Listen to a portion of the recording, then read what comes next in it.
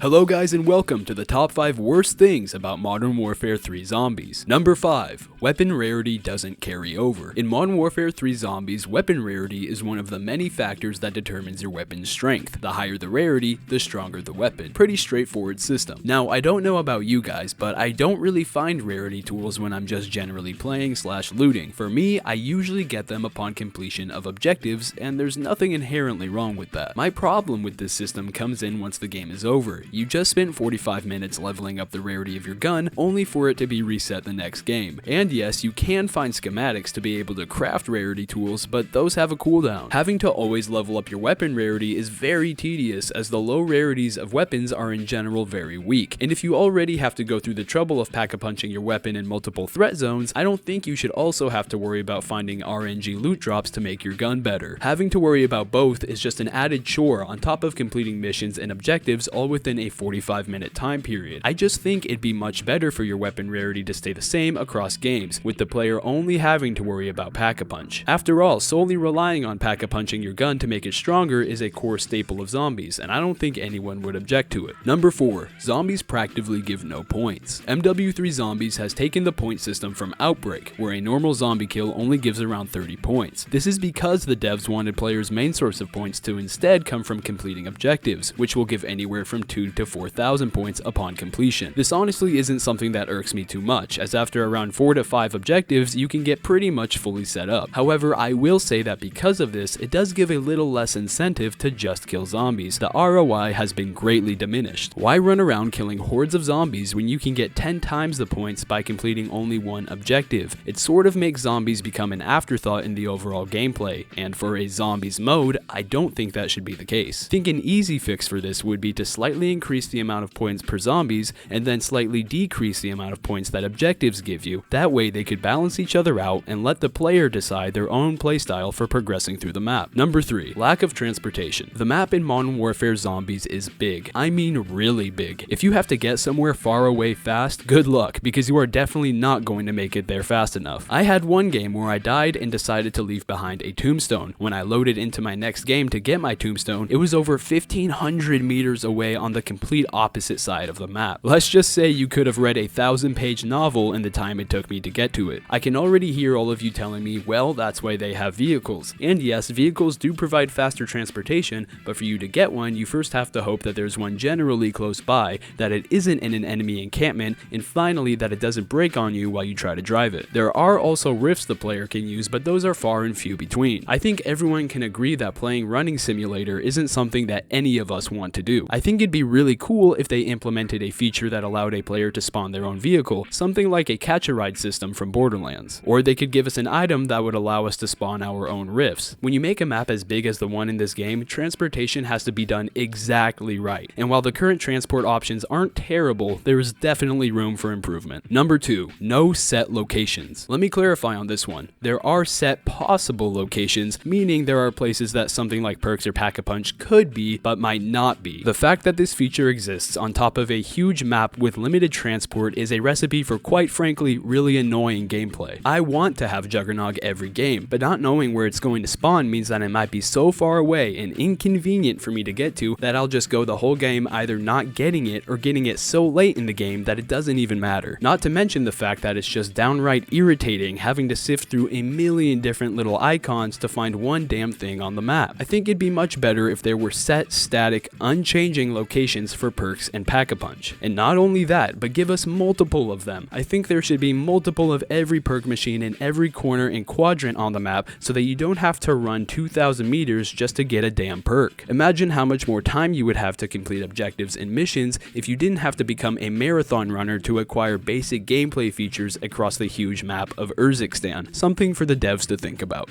Number 1. Not solo friendly. Is it possible to play this game solo? Yes, I do it all the time. However, is it much harder and more likely to cause clinical depression? Absolutely. I can't tell you guys how many times I've been on opposite sides of the map from the randoms in my squad fill, only to go down and lose all of my gear, sending me into the hardest tilt of all time. Now look, I get it. Having only one player load into this massive open world is just unpractical and would only lead to a lot of unnecessary and unused space. And as game developers, I imagine you wouldn't want to spend all of your time developing all those areas for them them to simply never be visited. However, as the player, it can be irritating having to rely on others for you to have an enjoyable experience. Honestly, I think a great fix for this that would make everyone happy round-based is something similar to Outbreak. Instead of having multiple zones on one map, break them down into their own smaller maps. When you have all your low tier zone objectives complete, just like in Outbreak, you teleport to the next zone, which is another smaller, more difficult zone. Essentially, this would just be making 3 solo playable medium-sized zones, each one harder than the last, just like they have it now. I truly feel like that's realistic and doable from a developer's perspective, and a fun, well-rounded compromise from the player's perspective. And since I don't think we're gonna see round-based this year, it's honestly the best that we could hope for. Thank you for watching, guys. Let me know if you agree or disagree with any of the points I made in this video, and remember, at the end of the day, it is just a game. Don't be so triggered in the comments.